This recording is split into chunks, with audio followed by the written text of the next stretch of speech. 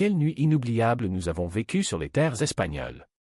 Alors que le soleil se couchait, rendant le ciel doré et rouge, quelque chose d'extraordinaire se passait dans les rues, les places et les parcs du nord au sud du pays. Ce n'était pas un simple coucher de soleil, mais le prélude à un moment qui restera gravé dans la mémoire collective. De Madrid à Barcelone, une mer de personnes s'est rassemblée pour célébrer l'Iftar, transformant les espaces publics en véritables scènes de communion et de foi.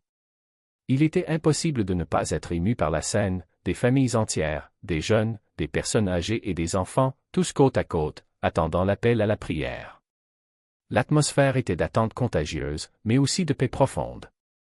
Des inconnus échangeaient des sourires, des bénévoles distribuaient généreusement des dattes et de l'eau, et de somptueuses tables s'étendaient à perte de vue. Chaque plat y était préparé avec soin et partagé sans hésitation. Lorsque le moment sacré est arrivé, un silence respectueux a envahi tout le monde, suivi du son à l'unisson des prières montant vers le ciel. Ce n'était pas seulement un repas, mais une démonstration vivante d'unité, de foi et d'un héritage qui remonte à l'époque dorée d'Al-Andalus. Cette nuit-là, l'Espagne a non seulement organisé un iftar, mais a également envoyé un message puissant au monde: la force de la communauté, de la spiritualité et de l'humanité partagée surmonte toute division. Et le plus surprenant? Beaucoup ne s'attendaient pas à assister à une expression aussi grandiose et visible de l'islam sur le sol européen. Les réseaux sociaux étaient remplis d'images porteuses d'espoir, tandis que les analystes et les admirateurs ont qualifié l'événement d'historique et d'inspirant. Mais cette histoire n'a pas commencé hier. Il y a des siècles, ces mêmes terres avaient déjà été le théâtre d'un brillant chapitre de la civilisation islamique. Al-Andalus, comme on l'appelait, était un phare de la connaissance, de la science, de l'art et de la foi, où les bibliothèques abritaient des centaines de milliers d'ouvrages et où les érudits de différentes confessions collaboraient côte à côte.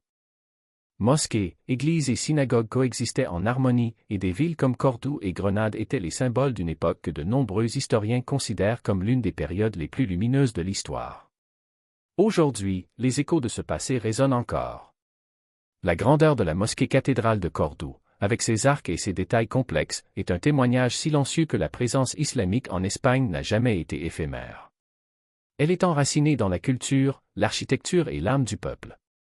Et aujourd'hui, des siècles plus tard, une nouvelle génération semble réécrire cette histoire, non pas avec le pouvoir politique d'antan, mais avec la force de la communauté, de la foi et du respect mutuel.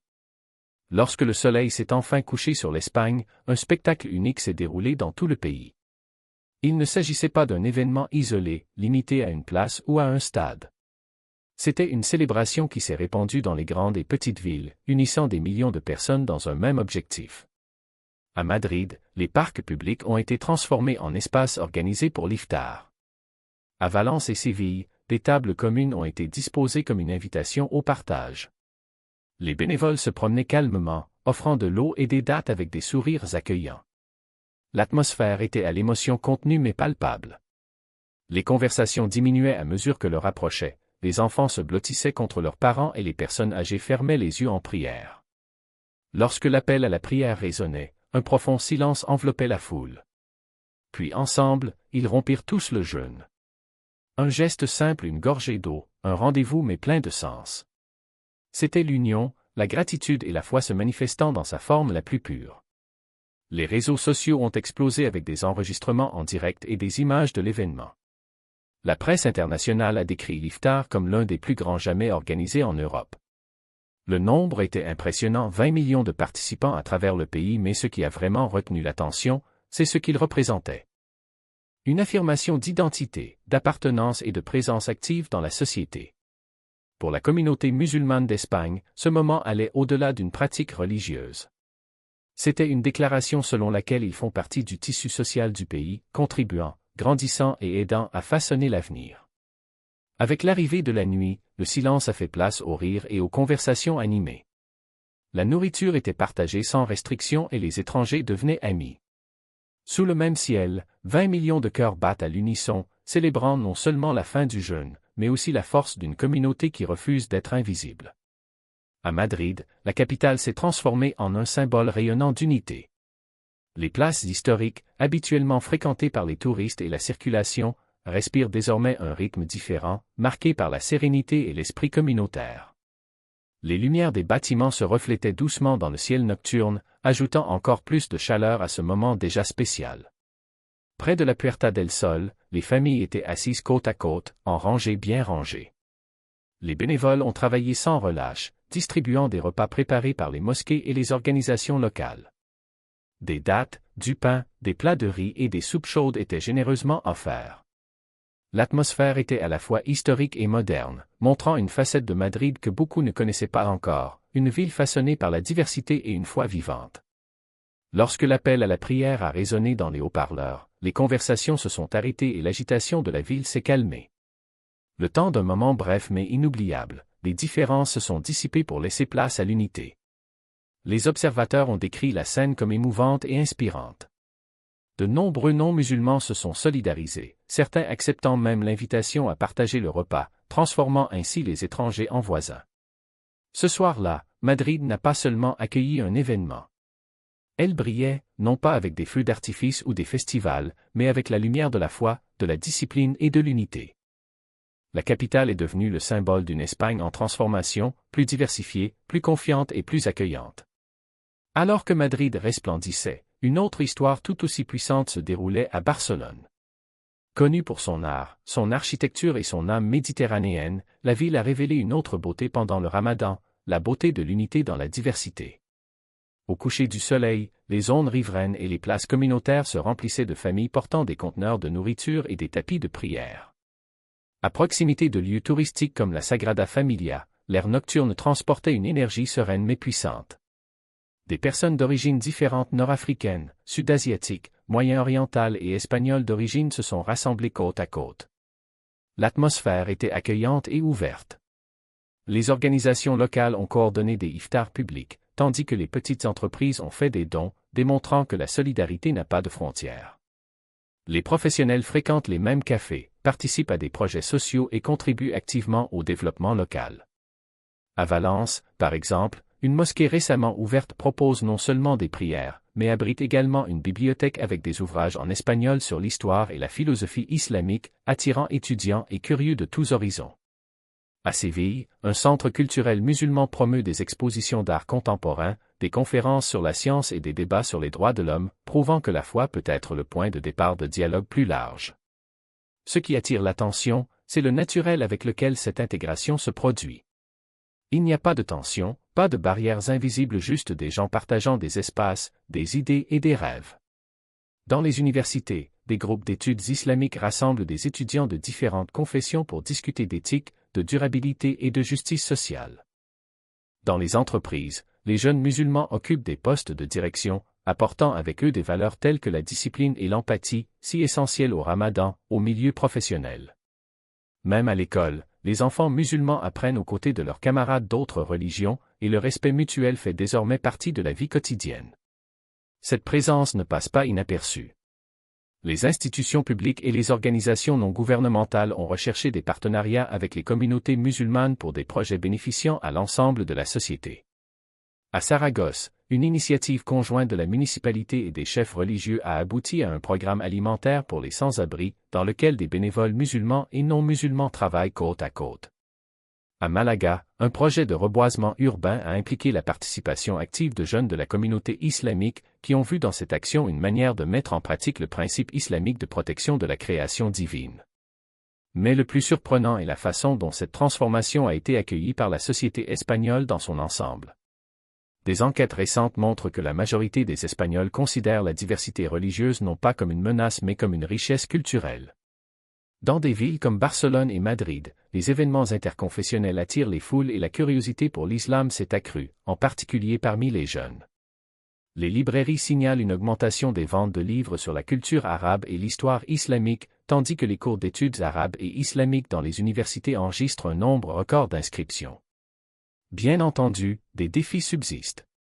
Comme dans toute société plurielle, certaines voix s'opposent au changement et considèrent la présence musulmane avec méfiance ou peur. Mais ce qui distingue l'Espagne, c'est sa capacité à transformer ces tensions en opportunités de dialogue. Au lieu d'une polarisation, nous assistons à des débats constructifs où les différences sont discutées avec respect et où prévaut la recherche de solutions communes. Et surtout, ce qui ressort, c'est la volonté d'une génération musulmane et non musulmane de construire un avenir où l'identité n'est pas une ligne de démarcation, mais un point de rencontre. Alors que le Ramadan touchait à sa fin, une question résonnait dans les rues, sur les réseaux sociaux et dans le cœur de beaucoup, et ensuite? La réponse s'écrivait déjà, non pas dans des discours grandioses, mais dans de petits gestes quotidiens. Dans le sourire d'un enfant musulman qui joue avec ses amis sur la place. Dans la main tendue d'un bénévole aidant une personne âgée à traverser la rue. Sur la page d'un livre partagé entre voisins de croyances différentes. Dans la prière murmurée sous les étoiles, où se rencontrent la foi et l'humanité. L'Espagne n'est pas seulement témoin de changement. Il connaît une évolution silencieuse, où l'islam n'est plus une présence marginale, mais un fil tissé dans le tissu social du pays. Et, dans ce processus, quelque chose de plus grand se produit, la construction d'une société où la diversité n'est pas tolérée, mais célébrée, où la foi ne divise pas, mais unit, et où l'avenir n'est pas craint, mais accueilli avec espoir. D'une Espagne qui se redécouvre non pas à travers le refus des autres, mais à travers le courage de les accueillir. Dans les rues, sur les places, dans les couloirs des universités et dans les conseils d'administration, les voix autrefois réduites au silence résonnent désormais avec la force de ceux qui savent qu'elles appartiennent. Non pas comme des invités de passage, mais comme des bâtisseurs actifs d'un avenir commun. L'islam en Espagne est passé de l'ombre du passé à celui d'un phare du présent. Il ne s'agit plus d'une présence tolérée entre les lignes de l'histoire, mais d'une réalité palpitante qui remet en question les préjugés et redéfinit les identités. Lorsqu'un jeune Espagnol musulman élève la voix dans un débat politique, lorsqu'un athlète portant le hijab monte sur le podium, lorsqu'un homme d'affaires ouvre les portes de son entreprise à des jeunes de tous horizons, ce ne sont pas seulement des gestes isolés, ce sont les signes d'une profonde transformation. Une transformation qui ne demande pas de permission, mais s'impose par la force de la participation. Bien entendu, les défis persistent. Il y a ceux qui persistent à considérer la diversité comme une menace, ceux qui confondent laïcité et négation de la foi, ceux qui préfèrent le confort des divisions au risque de la coexistence. Mais la réponse espagnole a été claire, une nation ne se construit pas avec des murs, mais avec des ponts. Et ces ponts ne sont pas construits par des décrets ou des lois, mais par des personnes, par des dirigeants communautaires qui choisissent le dialogue plutôt que la confrontation, par des artistes qui transforment les différences en art, par des étudiants qui débattent d'idées plutôt que d'étiquettes. Ce qui a été vu pendant le Ramadan n'était pas seulement une démonstration de foi, mais une manifestation vivante d'appartenance. Les mosquées bondées, les iftars partagés, les prières sous le ciel de Grenade ou les lumières de Barcelone n'étaient pas des actes de résistance, mais d'affirmation. Une déclaration discrète mais indéniable, c'est notre maison, et ici nous plantons des racines. Non pas en tant qu'invité, mais en tant que propriétaire d'un héritage qui se renouvelle à chaque génération. L'Europe regarde. Et, au milieu des tensions qui hantent encore le continent, l'Espagne offre une leçon puissante, l'unité n'exige pas l'uniformité. Oui, elle peut s'épanouir dans la diversité, à condition qu'il y ait une volonté d'écouter, d'apprendre et de grandir ensemble. Il ne s'agit pas d'effacer les différences, mais de reconnaître qu'elles ne constituent pas des faiblesses mais des forces. Qu'une société plus riche n'est pas celle qui efface ses couleurs, mais celle qui les célèbre. Alors que les dernières prières de la nuit de l'Aïd s'évanouissaient, quelque chose de nouveau planait sur le pays. Il ne s'agissait pas du triomphe d'une foi sur une autre, ni de la victoire d'une culture sur les autres. C'était quelque chose de plus simple et, en même temps, de plus révolutionnaire, la certitude que l'avenir n'a pas besoin d'être un champ de bataille. Oui, cela peut être un espace partagé où chacun apporte son histoire, ses convictions, sa voix et, ensemble, ils écrivent un nouveau récit. L'Espagne n'a pas changé le monde avec des discours enflammés ou des gestes grandioses. Il l'a changé par des actions quotidiennes, avec le courage de regarder les autres et de dire, vous aussi, vous en faites partie. Et, dans ce geste apparemment petit, il a trouvé la clé de quelque chose de plus grand. Il ne s'agit pas d'une utopie lointaine, mais d'une réalité possible, une Europe qui apprend jour après jour que la véritable force ne réside pas dans son repli sur elle-même, mais dans son ouverture. Le chapitre qui commence maintenant n'est pas la fin d'une histoire. C'est le début d'une nouvelle façon de vivre. Et s'il y a quelque chose que l'Espagne nous enseigne, c'est que l'avenir ne se construit pas avec la peur, mais avec l'espoir. Non pas avec des divisions, mais avec les mains tendues. Non pas avec le passé, mais avec les pas fermes de ceux qui osent aller de l'avant.